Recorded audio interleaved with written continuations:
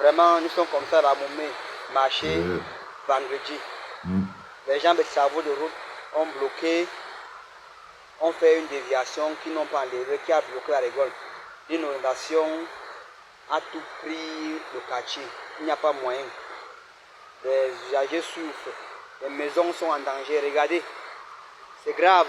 La buse est bloquée. Ils ont fait une déviation pour créer, pour changer la bus, l'ancien bus. Et ils n'ont pas fait, ils ont abandonné l'ancien bus là, sans enlever. Et il pleut, tout le quartier est dans les problèmes.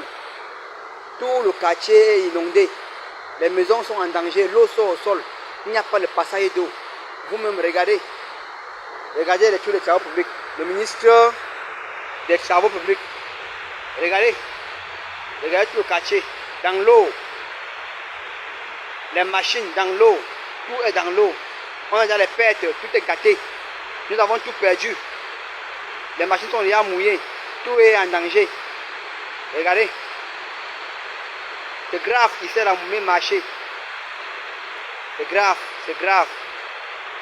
Bonjour les enfants, c'est papa. La première question que je vais vous poser à ce peuple qui est en train de regarder les opposants camerounais comme si c'était pour eux-mêmes, les opposants eux-mêmes, qu'ils sont en train de dire non à Paul Biya. Quand vous avez vu cet endroit-là, là où l'eau est entrée là, est-ce qu'il y a un opposant qui habite dedans? Pourquoi c'est qu'un opposant qui est couché dans sa maison à Santa Barbara aurait plus envie que Paul Biya parte du pouvoir qu'un citoyen qui vit dans cette mardeau et dans cette situation? Parce que n'allez pas croire que vous allez vous cacher derrière un parti politique. N'allez pas croire que si Paul Biya rempile, si le système de Paul Biya rempile en 2025, ce sera la faute d'un parti politique.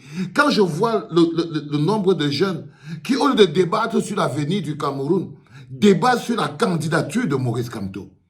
Ça veut dire que la candidature de Maurice Kamto est devenue plus importante que l'eau, le courant et l'électricité pour tous les membres du RDPC et les partis alliés. C'est-à-dire que pour eux, le seul débat en ce moment, c'est la candidature de Maurice Kamto. Le plus important, c'est qu'ils se débarrassent de Maurice Kamto. Parce qu'il n'y a que Maurice Kamto qui est capable de vous sortir de cet endroit. Mais lui, il ne vit pas dedans. Lui ne vit pas dedans. Il n'habite pas au milieu de cette lobby. Non, ce ne sont pas ces enfants qui vont dormir avec les sangsues sur les fesses. Pas du tout. Pas du tout, ce ne sont pas ces enfants. Ce ne sont même pas les enfants de Cabral Libye. Jamais. Est-ce que Cabral habite là? Il n'habite pas là. Pourquoi cette misère devrait le toucher plus que vous-même qui vivez dedans? Pour que vous compreniez à quel point vous êtes un problème. En ce moment, il n'y a pas le courant dans la moitié de la ville de Yaoundé.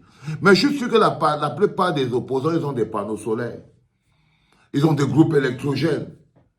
Donc, ils sont en train de vivre normalement. Ils ne sont donc pas plus victimes de la gouvernance de Paul Biya que le pauvre peuple qui souffre.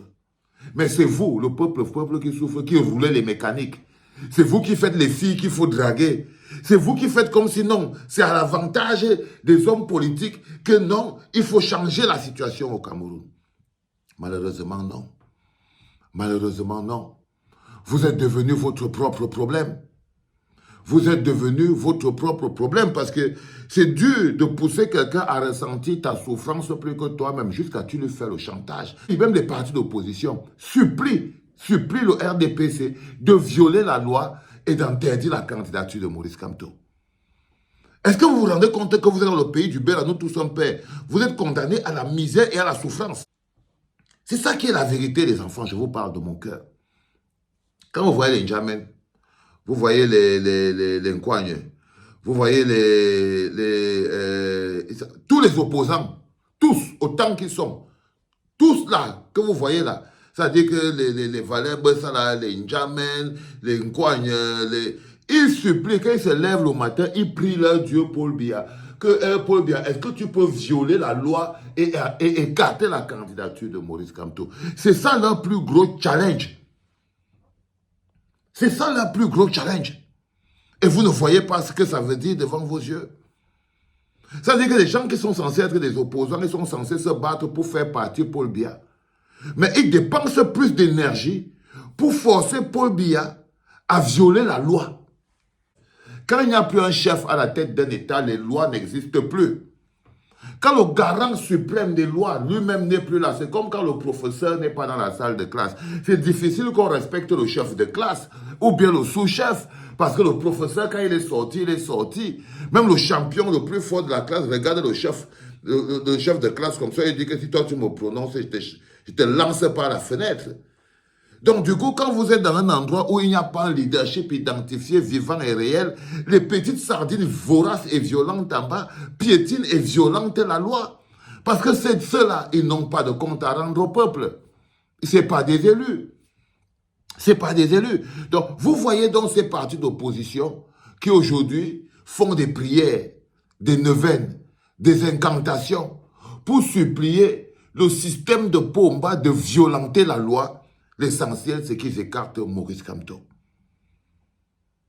Mais voici le peuple. Quand ils se battent pour conserver le système, Maurice Kamto se bat pour que ce genre de situation indigne d'un pays comme le nôtre ne se présente plus. Mais peut-il supporter? Il compte sur qui? Sur l'indignation des gens qui vivent dans cette lobby. Il compte sur l'indignation des gens qui vivent dans la misère. Il compte sur les indignations des gens qui n'ont pas d'eau courant d'électricité. Il compte sur l'indignation des gens qui n'ont pas un système de santé qui fonctionne. Il compte sur l'indignation des gens qui crèvent de faim.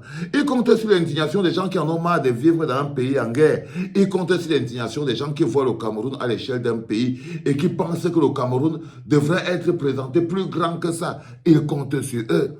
Mais devant le silence des hommes de bien, le mal ne peut que triompher. Et même là, il n'y a pas une personne individuelle qui peut faire le travail d'un peuple. Ce n'est pas possible. Et en ce moment, la situation du Cameroun, ce n'est que le travail du peuple. Quand on vous montre juste que vous êtes captifs, prisonniers, et que tout ce qu'il vous reste à faire, c'est de vous libérer de vos chaînes. Ce n'est pas lui qui va vous libérer.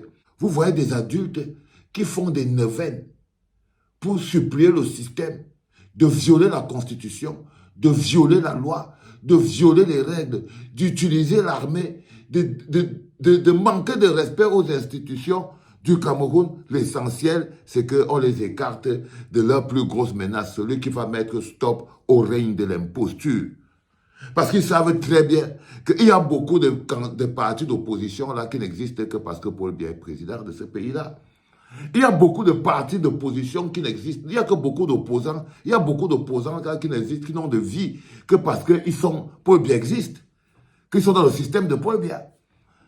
Il y a des gens que, quand ils entrent dans une boutique, un supermarché, on lui donne encore un morceau de pain à la place d'une claque, simplement parce que Paul Biya est encore là. Vous allez voir ce qui va arriver aux gens comme les Mathias Sorunangile, quand il va entrer à la boulangerie, quand Paul Biya ne sera plus président, même la honte seulement, on va lui faire ouh. Ouh. Donc il y a beaucoup d'opposants qui sont là, qui ne sont dans l'opposition et que leur parti n'existe que parce qu'ils vivent dans un système où règne l'imposture. Le patron des imposteurs, c'est Paul Biya. Je suis désolé les enfants. Et aujourd'hui, vouloir faire croire aux gens que vous qui vivez dans la marde qu'on vient de voir là, j'ai plus envie du changement. C'est-à-dire que la gouvernance de Paul Biya détruit plus ma vie que la tienne.